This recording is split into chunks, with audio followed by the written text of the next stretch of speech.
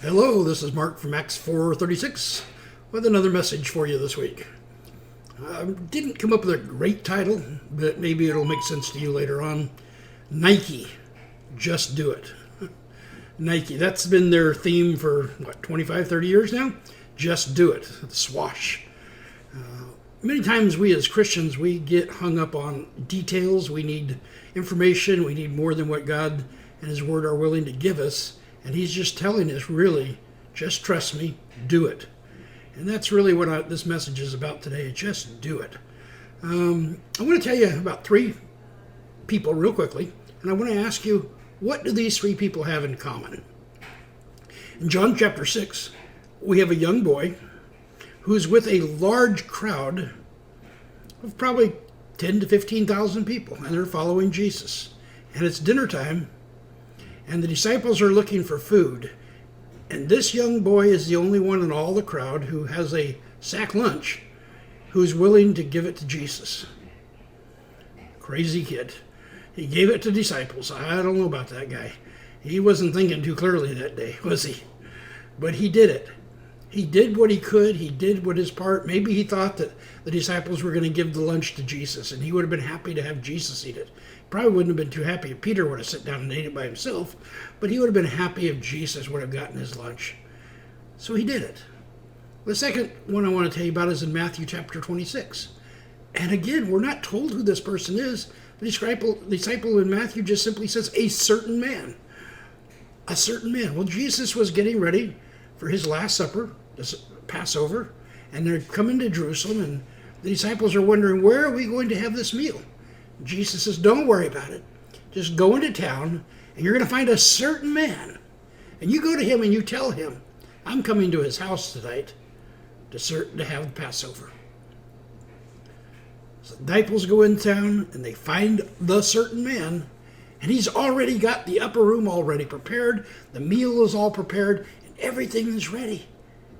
Now, we're not told that he had ever heard of Jesus before. We're not told that he was a follower of Christ or was a believer at all. He just had done what he could, and he made his room available along with the meal that he most likely had prepared for his own family. But when he heard Jesus was coming, he was willing to give it to Jesus. Now, the third one is found in 1 Kings chapter 17. Again, no name is given. It just says a widow is about to die. All she's got left is a little oil and a little meal, and she's out gathering a few sticks so she can make a little bread and eat, and then her and her son are going to lay down and die because they have nothing else. And Elijah comes along and he asks her for a piece of bread, and she tells him what's going on. This is it. This is all I have. He says, don't worry about it. Go in the house, bake the loaf, and bring it to me. Let me eat it. Crazy lady. Maybe she thought, well, what difference does it make? If we die today, if we die tomorrow, we're going to die. There's no hope. Whatever, she simply gave it to the prophet. She gave it to Elijah. Now, I asked you at the beginning, what do these three people have in common? I want to share with you a few things that I think are important for all of us to have in common. First of all, they were all obedient. The young boy obediently gave what he had to the disciples. The certain man obediently gave of his house and of his resources to feed the disciples. And the widow obediently gave the little bit she had for her and her son to the prophet. Obedience is better than sacrifice, the scripture tells us. And many of us are willing to sacrifice great things. But oftentimes Jesus isn't asking us to sacrifice great things. He's asking us to be obedient in the little things.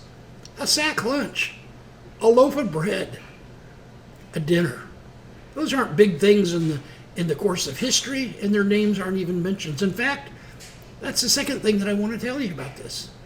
All of these made significant differences in their community at the time.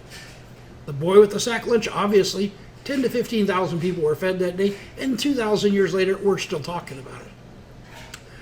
The certain man made a huge difference. We're still talking about the Last Supper. In fact, it's one of the most significant nights in all of human history. And he made it available. He made it possible. And the widow, not only did she minister to Elijah, But her and her son's needs were taken care of from that day on. They all did something and didn't do it for the namesake. They didn't get their names in the Jerusalem Herald or whatever it was. They didn't have Fox News come and do an interview with them. Nobody knows their names. Certain man, little boy, a widow. Sometimes we get, we're willing to do something for Jesus. As long as a pastor mentions our name from the pulpit or our name's in the bulletin or somebody will come and tell us, well, thank you for doing that. That was really great. As long as we keep patting you on the back, you're willing to do something. These people didn't get patted on the back. They were obedient and they were willing to do it anonymously. You know, the scripture says, don't let your right hand and your left hand know what they're doing. In other words, we don't need to be bragging about what we're doing. Remember the widow who gave the half a mite? She did it quietly. And then there was a guy who gave a whole bunch and he shouted and praised, made a big deal about, oh, look at this, I'm giving $1,000. Yeah. Jesus said, she's given more. She's given all she has. And she didn't even get her name written down for us to praise her for. So we have to be willing to do things oftentimes anonymously, in the background. You know, churches wouldn't run if it wasn't for people in the background doing their thing, doing what we can. I encourage you, be a Nike person. Just do it. Do it without recognition. Do it faithfully. Do it because you love the Lord. Now, another thing that they had in common, none of these three people understood the significance of what they were doing. Oftentimes it's easy for me to, oh yeah, I can get on board with that project because I can understand the significance of that project. I can see the outcome of that project. So I'm fully into that project. The little boy, when he gave the lunch, had no idea what was about to happen. The certain man had no idea, no clue what was about to happen. And the widow certainly had no idea. Brothers and sisters, we need to be willing to be obedient and do what God's asked us to do, but having no idea of how the impact is going to be on our life, our family's life, our church, our community, or our world. We don't need to have all the details. We just need to do our part. That's what these people did. They Nike'd. They went and did it. They did their part. The last thing I want to tell you about is that they gave no thought to themselves. Little boy, that was his lunch. By giving it to the disciples, he had no hope of lunch, but he gave it. The certain man, by giving the upper room and the meal that he had prepared for his family, had no place to host his family and no meal to host them for. But he did it. And the widow, she gave her last meal.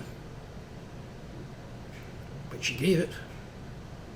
You know, if we're going to be obedient and do what God's called us to do, we're going to have to give of ourselves. We're going to have to give of ourselves without knowing the outcome in advance. And we're going to have to be willing to give of ourselves anonymously. Nobody needs to know what we're doing. We're just being obedient. We're simply doing what God's called us to do. My question to you today, I've given lots of questions, I guess, is my question really is in closing is, what is God asking of you to do today? Has he been stirring your heart to launch out into something new, or to give something, or to pray something, or go to encourage somebody? And you just don't understand all the information. You don't have all the details. You don't understand how this is going to impact the circumstances. Brothers and sisters, you don't have to. You don't have to know what's going to happen. All you have to do is be obedient. Be obedient. That's what God's called us to do, is simply be obedient. Nike, just do it. And let God take care of the results. Let God take care of the outcome, and let God repay you later when you do it anonymously. And don't worry about yourself. Trust God that he has it all under control. He does, you know. He really does. He has a great plan, much bigger than you and I could ever understand. It far eclipses our thinking and our possibilities because God has a plan, and he's wanting to use you to do something significant. So quit asking for the details. Simply say, yes, Lord, here am I. I will be obedient. God bless you. This is Mark from Acts 4:36. We're here for you. Our ministry is here to encourage you and to bless you. God bless you and have a wonderful week.